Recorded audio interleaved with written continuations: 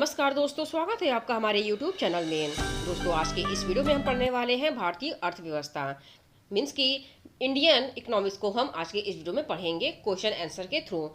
Indian economics से जितने भी इंपॉर्टेंट क्वेश्चंस हैं जो कि परीक्षाओं में बार बार पूछे गए हैं, उन सारे क्वेश्चंस को हम आज के इस वीडियो में पढ़ने वाले हैं। सारे question most important and selected है आपके आने वाले सभी एग्जाम्स के लिए। तो आशा करती हूँ कि आप इस वीडियो से लास्ट तक जरूर बने रहेंगे। तो चलिए शुरू करते हैं पहले प्रश्न के साथ। पहला प्रश्न है दोस्तों, अर्थशास्त्र का जनक किसे कहा जाता है? तो अर्थशास्त्र का जनक एडम स्मिथ को कहा जाता है। अगला क्वेश्चन है, अर्थव्यवस्था की छोटी आर्थिक इकाइयों का अध्ययन अर्थशास्त्र की किस शाखा के अंतर्गत किया जाता है? तो ये छोटी आर्थिक इकाइयों का अध्ययन व्यष्टि अर्थशास्त्र में किया जाता है। अगला क्वेश्चन है, भारत में पंचवर्षीय योजना का नमूना किसके द्वारा बनाया जाता है? तो पंचवर्षीय योजना का नमूना राष्ट्रीय विकास परिषद के द्वारा बनाया जाता है, जिसे कि शॉर्ट में एनडीसी भी कहा जाता है। अगला क्वेश्चन है, भारत में आर्थिक सर्वेक्षण सरकारी स्तर पर प्रतिवर्ष कौन प्रकाशित करता है? तो ये वित्त मंत्रालय के द्वारा आर्थिक सर्वेक्षण सरकारी स्तर पर प्रकाशित किया जाता है। अगला क्वेश्चन है, किसने कहा था कि अर्थशास्त्र धन का विज्ञान है? तो ये कथन एडम स्मिथ के द्वारा कहा गया है कि अर्थशास्त्र धन का विज्ञान है। नेक्स्ट क्वेश्चन है, राष्ट्रीय कृषि और ग्रामीण विकास बैंक मीन्स की नाबार्ड की स्थापना किस पंचवर्षीय योजना में हुई थी? तो नाबार्ड की स्थापना दोस्तों छोटी पंचवर्षीय योजना में की गई थी। मोस्ट इंपॉर्टेंट है और कई बार परीक्षाओं में पूछे गए हैं। अगला क्वेश्चन है, भारत में राष्ट्रीय आय की गणना किसके द्वारा की जाती है? तो भारत में राष्ट्रीय आय की गणना केंद्रीय सांख्यिकी संगठन के द्वारा की जाती है। मोस्ट इंपॉर्टेंट क्वेश्चन है। अगला क्वेश्चन है, भारतीय अर्थव्यवस्था किस प्रकार की अर्थव्यवस्था मानी जाती है? तो ये जो भारतीय अर्थव्यवस्था है यह विकासशील अर्थव्यवस्था मानी जाती है। अगला क्वेश्चन है, मिश्रित अर्थव्यवस्था की संकल्पना किस अर्थशास्त्री के विचारों से प्रेरित थी? तो मिश्रित अर्थव्यवस्था की संकल्पना जॉन मेनार्ड केन्स के विचारों से प्रेरित थी। अगला क्वेश्चन है, बंद अर्थव्यवस्था से क्या तात्पर्य है मीन्स की क्या आशय है? तो आयात निर्यात की गतिविधियां ना होना बंद अर्थव्यवस्था का मतलब होता है। अगला क्वेश्चन है, अर्थव्यवस्था में उच्च स्तरीय निर्णय लेने वाले संस्थाओं को किस क्षेत्र के अंतर्गत शामिल किया जाता है? तो अर्थव्यवस्था में उच्च स्तरीय निर्णय लेने वाले को पंचम क्षेत्र के अंतर्गत शामिल किया जाता है। अगला क्वेश्चन है, अर्थशास्त्र के क्षेत्र में प्रथम नोबेल पुरस्कार किस वर्ष प्रदान किया गया था? तो 1969 में अर्थशास्त्र के क्षेत्र में प्रथम नोबेल पुरस्कार दिया गया था। अगला क्वेश्चन है, अर्थशास्त्र में नोबेल पुरस्कार पाने वाले भारतीय मूल के प्रथम व्यक्ति कौन थे? तो भारतीय मूल के प्रथम व्यक्ति अमर्त्य सेन थे, जिन्हें की अर्थशास्त्र में नोबेल पुरस्कार मिला था। अगला क्वेश्चन है, हस्तक्षेप के सिद्धांत क्या का प्रतिपादन किसने किया था? तो हस्तक्षेप के सिद्धांत का प्रतिपादन एडम स्मिथ के द्वारा किया गया था। नेक्स्ट क्वेश्चन है, राष्ट्रीय विकास समिति का अध्यक्ष कौन होता है? तो राष्ट्रीय विकास समिति का अध्यक्ष भारत के प्रधानमंत्री होते हैं। अगला क्वेश्चन है, प्रथम पंचवर्षीय योजना किस योजना पर आधारित है? तो इस प्रश्न का सही जवाब है हैराल्ड डोमर योजना में इसकी प्रथम पंचवर्षीय योजना हैराल्ड डोमर योजना पर आधारित है। अगला क्वेश्चन है, गांधीवादी अर्थव्यवस्था किस सिद्धांत पर आधारित है? तो गांधीवादी अर्थव्यवस्था न्यास के सिद्धांत पर आधारित है। अगला क्वेश्चन है, समाजवादी अर्थव्यवस्था का जनक किसे माना जाता है? तो समाजवादी अर्थव्यवस्था का जनक कार्ल मार्क्स को माना जाता है। मोस्ट इंपोर्टेंट है, एग्जाम में कई बार पूछे गए हैं। अगला क्वेश्चन है, भारतीय व्यवस्था के उदारीकरण का अग्रदूत किसे कहा जाता है? तो भारतीय अर्थव्यवस्था का उदारीकरण का अग्रदूत डॉक्टर मनमोहन सिंह को कहा जाता है। अगला क्वेश्चन है, किस पंचवर्षीय योजना में आर्थिक विकास दर सबसे कम रही है? तो तीसरी पंचवर्षीय योजना में आर्थिक विकास दर सबसे कम रही है। मोस्ट इंपॉर्टेंट ये क्वेश्चन है, परीक्षाओं में बहुत बार पूछे गए हैं, तो आपको याद रखने हैं। अगला क्वेश्चन है, विवाद से विश्वास योजना किससे संबंधित है? तो विवादित कर राशि का भुगतान करने से विवाद से विश्वास योजना संबंधित है। अगला क्वेश्चन है, भारतीय बजट का प्रणेता किसे माना जाता है? तो जेम्स विल्सन को भारतीय बजट का प्रणेता माना जाता है। अगला क्वेश्चन है, भारत का प्रथम बजट कब प्रस्तुत किया गया था? तो भारत का प्रथम बजट 18 फरवरी 1860 को प्रस्तुत किया गया था। भारतीय संविधान सरकार को किस अनुच्छेद के अंतर्गत सार्वजनिक बजट बनाने की अधिकारता प्रदान करता है? तो ये अनुच्छेद 112 के अंतर्गत सार्वजनिक बजट बनाने की अधिकारता प्रदान करता है। अगला क्वेश्चन है, स्वतंत्र भारत का प्रथम बजट किसने पेश किया था? तो स्वतंत्र भारत का प्रथम बजट आर के षणमुखम शेट्टी के द्वारा पेश किया गया था। बहुत बार एग्जाम में पूछे गए हैं। आपको याद रखने हैं। अगला प्रश्न है, भारत का पहला अंतरिम बजट किसने और कब प्रस्तुत किया था? तो पहला अंतरिम बजट मोरारजी देसाई ने वर्ष 1962-63 में प्रस्तुत किया था। अगला क्वेश्चन है, भारत में शून्य आधारित बजट सर्वप्रथम किसने प्रस्तुत किया था? तो शून्य आधारित बजट को राजीव गांधी जी के द्वारा पेश किया गया था। प्रभावी राजस्व घाटा किसके द्वारा प्रस्तुत किया जाता है? तो प्रभावी राजस्व घाटा को लोक लेखा समिति के द्वारा प्रस्तुत किया जाता है। नेक्स्ट क्वेश्चन है, भारतीय संविधान में कृषि को किस सूची के अंतर्गत रखा गया है? तो भारतीय संविधान में कृषि को राजस्व सूची के अंतर्गत रखा गया है, जो कि 7वीं अनुसूची में है। अगला क्वेश्चन है, ज्ञान आधारित उद्योग की संज्ञा किसे दी जाती है? तो सूचना प्रौद्योगिकी को ज्ञान आधारित उद्योग की संज्ञा दी जाती है। अगला क्वेश्चन है, मेक इन इंडिया कार्यक्रम का लोगो क्या है? तो शेर मेक इन इंडिया कार्यक्रम का लोगो है। अगला क्वेश्चन है, उद्योग में लघु क्षेत्र के लिए वस्तुओं को आरक्षित करने की अनुशंसा किस समिति ने की थी? तो आबिद हुसैन समिति ने उद्योग में लघु क्षेत्र के लिए वस्तुओं को आरक्षित करने की अनुशंसा की थी। अगला क्वेश्चन है, भारत में मिल निर्मित कपड़े का सर्वाधिक उत्पादन राज्य कौन सा है? तो ये गुजरात है, जहाँ की मिल निर्मित कपड़े मतलब भारत में सबसे ज़्यादा मिल से निर्मित होते हैं। अगला क्वेश्चन है, भारत सरकार द्वारा महारत्न योजना की शुरुआत कब की गई थी? तो दिसंबर 2009 में भारत सरकार द्वारा महारत्न योजना की शुरुआत की गई थी। सूचना क्रांति के जनक की संज्ञा किसे प्रदान की जाती है? तो आर्थर सी क्लार्क को सूचना क्रांति के जनक की संज्ञा प्रदान की जाती है। अगला क्वेश्चन है, मीरा सेठ समिति किससे संबंधित है? तो हथकरघा के विकास से मीरा सेठ समिति संबंधित है। अगला क्वेश्चन है, भारत में गरीबियों के अनुमान का क्या आधार है? तो परिवार का उपभोग जो व्यय होता है वह भारत में गरीबी के अनुमान का आधार है। सकल घरेलू उत्पादन में परिवर्तन की दर क्या कहलाती है? तो आर्थिक विकास दर कहलाती है। सकल घरेलू उत्पादन में परिवर्तन की दर आर्थिक विकास दर कहलाती है। जीवन की भौतिक गुणवत्ता सूचकांक का प्रतिपादन किसने किया? तो मॉरिस डी मॉरिस ने 1976 में जीवन की भौतिक गुणवत्ता सूचकांक का प्रतिपादन किया था। अगला क्वेश्चन है, आर्थिक विकास के मापन हेतु क्रय शक्ति समता विधि, जिसे ट्रिपल पी कहा जाता है, का प्रतिपादन किसने किया था? तो इसका प्रतिपादन GR कैसेल ने किया था। अगला क्वेश्चन है, मानव विकास सूचकांक के 3 मुख्य घटक कौन कौन से हैं? तो मानव विकास सूचकांक के 3 मुख्य घटक हैं जीवन प्रत्याशा, शैक्षिक स्तर एवं प्रति व्यक्ति सकल घरेलू उत्पाद। मोस्ट इंपॉर्टेंट है, एग्जाम में कई बार पूछे गए हैं। अगला क्वेश्चन है, राष्ट्रीय आय लेखा प्रणाली का जन्मदाता किसे कहा जाता है? तो साइमन कुजनेट्स को राष्ट्रीय आय लेखा प्रणाली का जन्मदाता कहा जाता है। नेक्स्ट है, वर्ष 1949 में भारत सरकार द्वारा नियुक्त राष्ट्रीय आय समिति के अध्यक्ष कौन थे? तो राष्ट्रीय आय समिति के अध्यक्ष PC महालनोबिस थे 1949 में, जो कि भारत सरकार द्वारा नियुक्त हैं। अगला क्वेश्चन है, हिंदू वृद्धि दर किससे संबंधित है? तो राष्ट्रीय उत्पाद का मूल्यमापन हिंदू वृद्धि दर संबंधित है। अगला क्वेश्चन है, पूंजीवादी अर्थव्यवस्था का मुख्य लक्षण क्या होता है? तो निजी स्वामित्व पूंजीवादी अर्थव्यवस्था का मुख्य लक्षण होता है।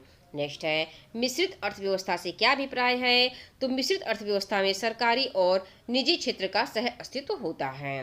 नेक्स्ट है, जनसंख्या का सिद्धांत किसने दिया था? तो माल्थस के द्वारा जनसंख्या का सिद्धांत दिया गया था। नेक्स्ट है, प्रत्यक्ष कर का उदाहरण क्या है? तो इनकम टैक्स प्रत्यक्ष कर का उदाहरण है। नेक्स्ट है, पूरा, जिसे कि provision of urban amenities to rural area भी कहते हैं, जो कि इसका फुल फॉर्म होता है पूरा का।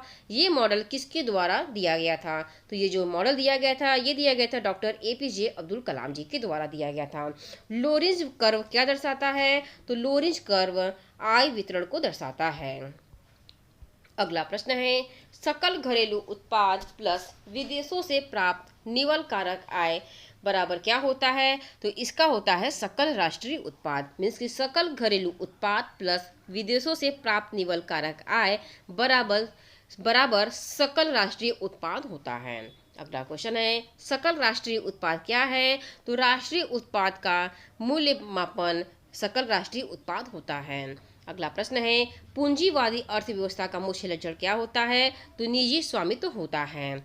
मिश्रित अर्थव्यवस्था से क्या अभिप्राय है? तो सरकारी और निजी क्षेत्र का सह अस्तित्व मिश्रित अर्थव्यवस्था का अभिप्राय है। सामान्य संतुलन विश्लेषण किसने विकसित किया था? तो लियोन वालरस ने इसे विकसित किया था। नेक्स्ट है, राष्ट्रीय आय के लिए किसका अधिकतम योगदान होता है? तो सेवा का अधिकतम योगदान होता है।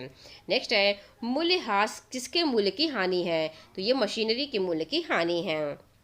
नेक्स्ट है, संयुक्त राज्य राष्ट्र मानव विकास सूचकांक किसके द्वारा विकसित किया गया था? तो यह महबूब उल हक के द्वारा इसे विकसित किया गया था। नेक्स्ट है, सतत आर्थिक विकास से क्या अभिप्राय है? तो वर्तमान पीढ़ी के विकास के साथ साथ भविष्य का आर्थिक विकास सतत आर्थिक विकास कहलाता है। अगला प्रश्न है, भारत में आयकर की शुरुआत किसने की थी? तो जेम्स विल्सन के द्वारा भारत में आयकर की शुरुआत की गई थी। अगला प्रश्न है, कर के ऊपर लगाया गया अतिरिक्त कर क्या कहलाता है? तो यह अधिभार कहलाता है। कर के ऊपर जो अतिरिक्त कर लगाया जाता है उसे अधिभार कहा जाता है। नेक्स्ट है, किस देश ने सबसे पहले जीएसटी लागू किया था? तो सबसे पहले फ्रांस ने जीएसटी लागू किया था 1954 में। अगला प्रश्न है, भारत में वस्तु एवं सेवा कर मीन्स की जीएसटी कब से लागू हुआ है? तो भारत में जीएसटी 1 जुलाई 2017 से लागू हुआ है। अगला प्रश्न है, लेफर वक्र क्या प्रदर्शित करता है? तो लेफर वक्र कर से राजस्व की प्राप्ति और कर की दर के मध्य संबंध को प्रदर्शित करता है। अगला प्रश्न है, भारत में बैंकों का पहली बार राष्ट्रीयकरण किस वर्ष किया गया? तो 1969 में बैंकों का पहली बार राष्ट्रीयकरण भारत में हुआ था। अगला प्रश्न है, कौन भारतीय हैं जिन्होंने भारत में सर्वप्रथम प्रति व्यक्ति आय का आकलन किया था? तो दादा भाई नौरोजी के द्वारा सबसे पहले प्रति व्यक्ति आय का आकलन किया गया था। अगला प्रश्न है, सेज का पूरा नाम क्या है? तो स्पेशल इकोनॉमिक जोन इसका पूरा नाम है। कई बार परीक्षाओं में पूछे गए हैं, आपको याद रखने हैं। आंतरिक व्यापार किससे संबंधित है? तो शेयर मार्केट से आंतरिक व्यापार संबंधित है। अगला प्रश्न है, डेफिसिट फाइनेंसिंग का क्या प्रभाव है? तो तरलता में वृद्धि डेफिसिट फाइनेंसिंग का प्रभाव होता है। अगला प्रश्न है, पसच बंकन सप्लाई वक्र का संबंध किससे है? तो इसका संबंध श्रम से होता है। पसच बंकन सप्लाई वक्र जिसे कि बैकवर्ड डिपेंडिंग सप्लाई कर्व भी कहते हैं, इसका संबंध श्रम से होता है। अगला प्रश्न है, विश्वव्यापी मंदी किस वर्ष हुई थी? तो 1929 में विश्वव्यापी मंदी हुई थी। अगला प्रश्न है, भारतीय स्टॉक बाजार विनिमय और पर्यवेक्षण कौन करता है? तो सेबी के द्वारा भारतीय स्टॉक का बाजार विनिमय और पर्यवेक्षण किया जाता है। अगला प्रश्न है, बाजार अर्थव्यवस्था वह होती है जो कि सरकारी नियंत्रण से मुक्त होती है। अगला प्रश्न है, किसी देश में उत्पादन के लिए गए संपूर्ण सामान और सेवाओं का मूल्य उसका कहलाता है, क्या कहलाता है? तो ये सकल घरेलू उत्पाद कहलाता है। किसी देश में उत्पादन किए गए संपूर्ण सामान और सेवाओं का जो मूल्य होता है वह सकल घरेलू उत्पाद कहलाता है। गिल्ड एज मार्केट क्या होता है? तो सरकारी प्रतिभूतियों का बाजार गिल्ड एज मार्केट होता है। अगला प्रश्न है, HDI किन 3 क्षेत्रों में विकास का मापक है? तो HDI स्वास्थ्य, शिक्षा, आमदनी का मापक है। अगला प्रश्न है, शुद्ध घरेलू उत्पाद प्राप्त किया जाता है तो सकल घरेलू उत्पाद के मूल्यह्रास को घटाकर शुद्ध घरेलू उत्पाद प्राप्त किया जाता है। मोस्ट इम्पोर्टेंट है, परीक्षाओं में कई बार पूछे गए हैं। अगला प्रश्न है, भारतीय बाजार का वॉच डॉग किसे कहा जाता है? तो सेबी को ही भारतीय बाजार का वॉच डॉग कहा जाता है। अगला प्रश्न है, प्रत्यक्ष करों की प्रवृत्ति कैसी होती है? तो प्रगतिशील कर इनकी प्रवृत्ति होती है। अगला प्रश्न है, अप्रत्यक्ष कर की प्रवृत्ति कैसी होती है? तो प्रतिगामी प्रवृत्ति अप्रत्यक्ष कर की प्रवृत्ति होती है। अगला प्रश्न है, निष्पादन बजट किस देश से ली गई है? तो निष्पादन बजट को संयुक्त राज्य अमेरिका से लिया गया है। अगला प्रश्न है, भारत में आर्थिक समीक्षा को तैयार करने के लिए कौन उत्तरदायी है? तो वित्त मंत्री भारत में आर्थिक समीक्षा को तैयार करने के लिए उत्तरदायी हैं। अगला प्रश्न है, भारत में राजकोषीय नीति को कौन निर्धारित करता है? तो वित्त मंत्रालय के द्वारा राजकोषीय नीति को निर्धारित किया जाता है। अगला प्रश्न है, वित्तीय वर्ष 1973-74 के लिए पेश किए गए आम बजट को क्या कहा जाता है? तो ब्लैक बजट कहा जाता है वर्ष 1973-74 में जो आम बजट पेश किए गए थे। अगला प्रश्न है, शून्य आधारित बजट को किस अन्य नाम से जाना जाता है? तो इसे सूर्यास्त बजट के नाम से भी जाना जाता है। अगला प्रश्न है, आर्थिक मंदी के दौरान राजकोषीय नीति के अंतर्गत कौन सा उपाय अपनाया जाता है? तो आर्थिक मंदी के दौरान कर में वृद्धि का उपाय अपनाया जाता है। अगला प्रश्न है, भारत में किन 8 उद्योगों को मूल्य उद्योगों का दर्जा प्राप्त है? तो भारत में कच्चा तेल, पेट्रोलियम, रिफाइनरी उत्पाद, प्राकृतिक गैस, उर्वरक, कोयला, विद्युत, सीमेंट तथा तैयार इस्पात को 8 जो उद्योग हैं, इन्हें मूल उद्योगों का दर्जा प्राप्त है। मोस्ट इम्पॉर्टेंट है, एग्जाम की दृष्टि से कई बार पूछे गए, घुमा फिरा के क्वेश्चन पूछे जाते हैं इस टाइप से। भारत में लघु स्तर का सबसे मुख्य उद्योग कौन सा है? तो हथकरघा उद्योग है, जो कि लघु स्तर का सबसे मुख्य उद्योग होता है। अगला प्रश्न है, भारत में लघु स्तरीय व कुटीर उद्योगों को प्रोत्साहित करना क्यों आवश्यक है? क्योंकि इससे रोजगार के अवसर में वृद्धि होती है, इसलिए इन्हें प्रोत्साहित करना आवश्यक है। अगला प्रश्न, रथ फार्मूला किससे संबंधित है? तो दांडेकर रथ फार्मूला गरीबी रेखा के निर्धारण से संबंधित है। अगला प्रश्न है, भारत में अधिकांश बेरोजगारी किस श्रेणी की है? तो भारत में अधिकांश बेरोजगारी संरचनात्मक श्रेणी की है। अगला प्रश्न है, गरीबी क्षमताओं का अभाव है, यह कथन किसका है? तो यह कथन प्रोफेसर अमर्त्य सेन का है।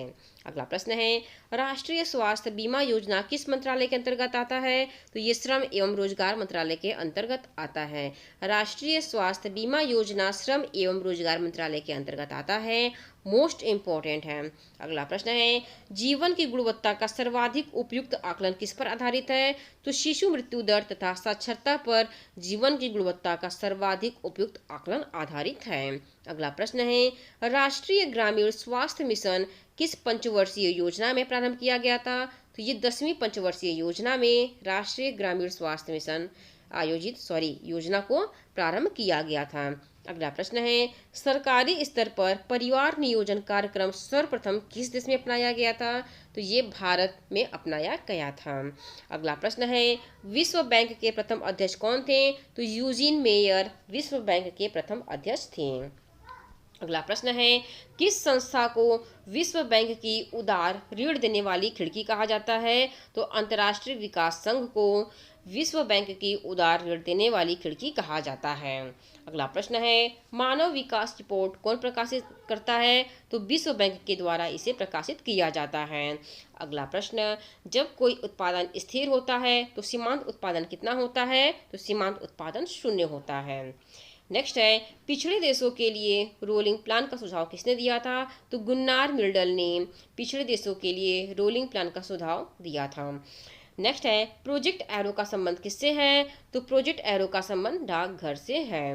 अगला प्रश्न है, औपनिवेशिक अर्थव्यवस्था से क्या तात्पर्य है? तो किसी देश की अर्थव्यवस्था का दूसरे देश द्वारा शासित होना औपनिवेशिक अर्थव्यवस्था कहलाता है।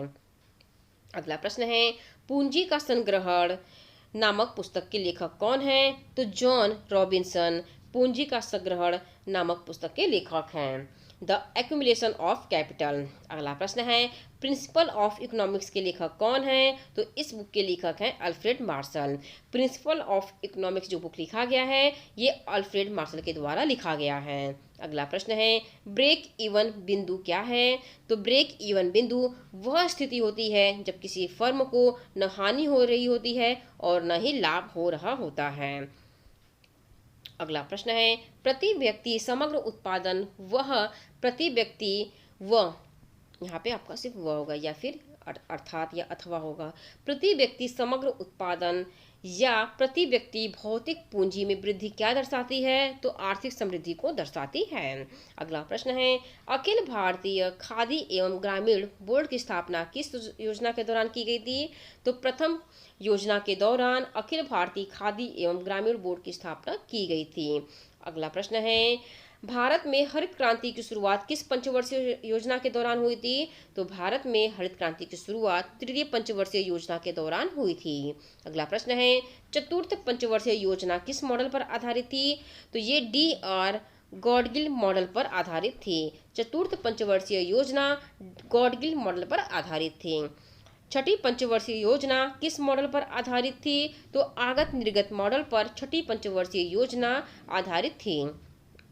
अगला प्रश्न है, 20 सूत्रीय आर्थिक कार्यक्रम का शुभारंभ किस वर्ष किया गया था? तो 1975 में 20 सूत्रीय आर्थिक कार्यक्रम का शुभारंभ किया गया था। अगला प्रश्न है, जॉन डब्ल्यू मिलर मॉडल कौन सी पंचवर्षीय योजना पर आधारित थी? तो ये 7वीं पंचवर्षीय योजना पर जॉन डब्ल्यू मिलर मॉडल आधारित थे। अगला प्रश्न है, भारत में आर्थिक नियोजन की अवधि के दौरान कितनी बार योजनावकाश लगाया गया था? तो भारत में आर्थिक नियोजन की अवधि के दौरान 3 बार योजनावकाश लगाया गया था।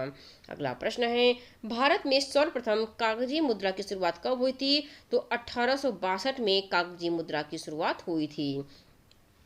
अगला प्रश्न है, किस प्रकार की मुद्रा में बाह्य मूल्य के साथ साथ आंतरिक मूल्य भी निहित होते हैं? तो धातु मुद्रा में होते हैं। अगला प्रश्न है, स्मार्ट मनी या फिर प्लास्टिक मनी शब्द का प्रयोग किसके लिए किया जाता है?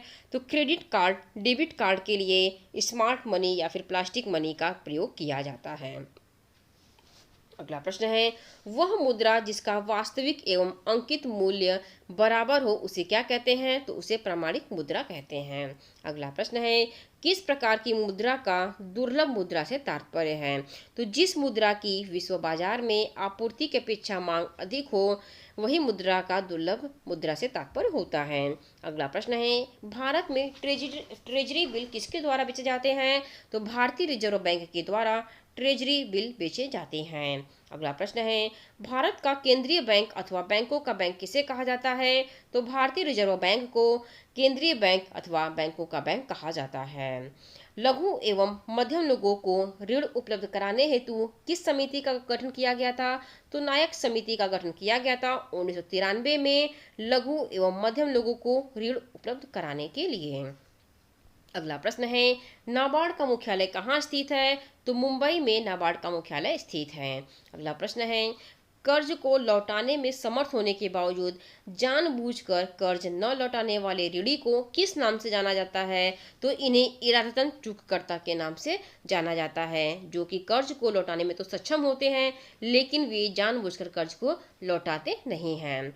अगला प्रश्न है, बैंकों की जमा राशियां बढ़ने पर मुद्रा आपूर्ति पर क्या प्रभाव पड़ता है? तो बैंक की जमा राशि जब बढ़ती है तो मुद्रा आपूर्ति बढ़ जाती है। अगला प्रश्न है, भारतीय स्टेट बैंक की स्थापना किस समिति की संस्तुति पर हुई थी? तो एडी गोरावाला समिति 1952 में भारतीय स्टेट बैंक की स्थापना हुई थी।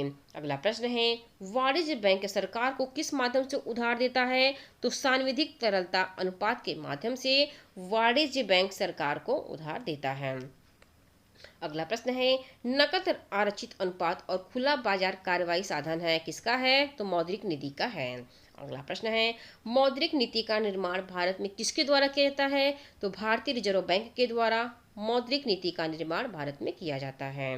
अगला प्रश्न है, रेपो दर का नियमन कौन करता है? तो भारतीय रिजर्व बैंक के द्वारा रेपो दर का नियमन किया जाता है। अगला प्रश्न है, ऑपरेशन ट्विस्ट किसके द्वारा प्रारंभ किया गया था?